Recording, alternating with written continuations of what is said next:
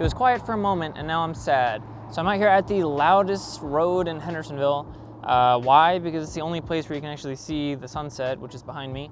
And this is actually the spot where I filmed one of the final scenes in my first short film, speaking of space again. Insert clip now. Yeah, but, you know, I had fun. I hope you did too. Audio in that scene was actually really freaking patchy because this is the loudest road in Hendersonville, and it's also one of the only flat spaces in Hendersonville, so it was really freaking windy, and I was not actually prepared to deal with the wind noise. Why am I pacing up and down the side of the street? Because I'm here to answer the question, should you buy the DJI Osmo Action in 2021? If you haven't guessed, we're filming on it right now, 4K 30 with Rocksteady on. I'm running the audio setup that I talked about in like 2 or 3 videos ago. It's the Purple Panda Lav mic running into the Tascam DR22-WL. Here's a quick tip about the Tascam, and actually most hand recorders that I know of, they're actually really well shielded from like interference from like cell phones and stuff all across the recorder. But the one place where they lack in shielding, because you can't really shield it, is the screen. So like if you have this thing in your pocket and you have the cord wrapped around it and it touches the screen, get a load of this. Hopefully that worked. It's a problem that's been bugging me for a little while, and I just haven't been able to figure out what it is. And so the other day, I just put it through its paces, and I decided to do every single thing that I could to this recorder to figure out what it was. And cell phones didn't trigger it, laptops didn't trigger it, other recorders didn't trigger it, but unshielded wire like lavalier microphones did trigger it. So keep that in mind whenever you're using hand recorders like this. Just keep unshielded wires away from the screen. That's actually my guardian Jim's truck. He's a pediatrician and he works right in there. So should you get the DJI Osmo Action in 2021? Yeah, you should. All right, I got it, and here's why. It's small, robust, waterproof, great colors, 4K 30, great stabilization, replaceable lens. It's light, it's got fantastic battery life. Also, it's stinking cheap. So right now, I think the DJI Osmo Action is like $200, and it comes with a case and 2 mounts, a battery, and the actual Osmo Action. I was given this by a friend, so I got it for the whopping price of $0, which is great for anybody. Despite getting this for free, I think the biggest advantage of the Osmo Action is that it stacks up to every single action cam on the market, and it does so at half the price. GoPro Hero 8 and 9 are both like $300-400, and the Insta360 is like $500 if you get both of the mods. And if you only get the 4K mod, it's like, I don't know, it's like $300. And this beats them in price both times. Oh, that sun was blinding. Of course, it comes with all the gimmicky little features that action cams typically come with. And those are fun, they're cool. Am I gonna use them? Probably not, but I'm gonna use them for this. I'm gonna stick them in weird positions on my scooter. If I don't wanna lug the X-T3 around, I'm gonna vlog with it like this, and I'm gonna get a great image. Auto exposure is pretty good. Auto white balance is kind of spotty, but that's to be expected. So just stick the thing in manual white balance and everything else to auto, 4K 30, and you're gonna be okay. And I say 4K 30 because Rocksteady is optimized for 4K 30. It's something they don't really mention, but it's just not as good in 24 or 60 frames a second.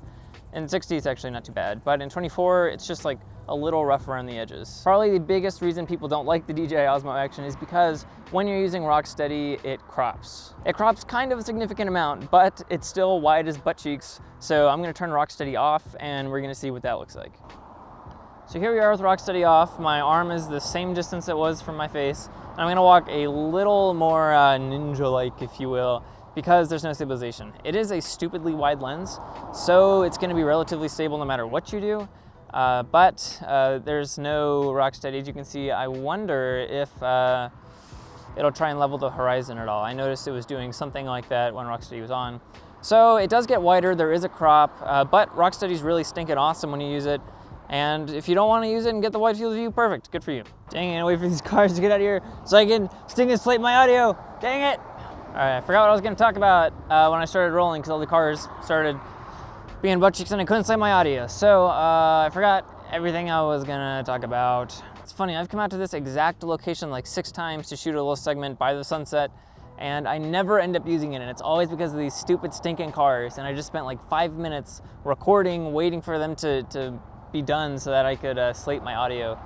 And I had no luck, so forget this. So one of my favorite parts about the Osmo Action is that there's a front-facing screen, and it's pretty huge for a action camera of this size. I've seen the one on the GoPro Hero 9, and I think it's still bigger. I may be wrong about that, but it is so awesome being able to see yourself when you're recording yourself. That's something that I don't like about the X-T3, and it's probably the only thing I don't like about the X-T3. That's really not the kind of camera that people expect to be vlogging with, but people do it anyway. I do it, but I do it because it's my only camera. But that's not the case anymore because I have the Osmo Action, which I think is a perfect complement to the X-T3 in both of their strengths and both of their weaknesses. I actually sent my X-T3 off to New Jersey to get maintenanced in the Fujifilm repair center or whatever, so hopefully I'm gonna hear about it soon and I'm gonna get it back because I freaking miss it, but the Osmo Action is going to be taking its place until then.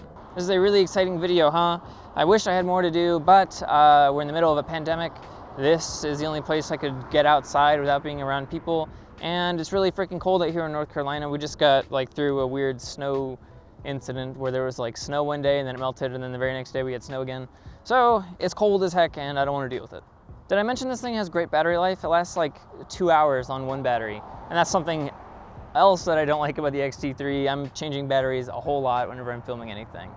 Well, I brought you guys out here specifically for the sunset, so let's throw this thing into one of the hyperlapse or time-lapse settings, and we're gonna see how they perform. Yeah, thanks everybody. I'm gonna catch you guys later, and it's gonna be on the Osmo Action. See you guys. Tip when you're vlogging, keep the camera stinking high. I always let my arm drift down, and then that weird wide angle fishy thing happens to my jowls. Maybe you can see my double chin. So when you're vlogging, keep the camera high and don't let your chin fold up into a million layers.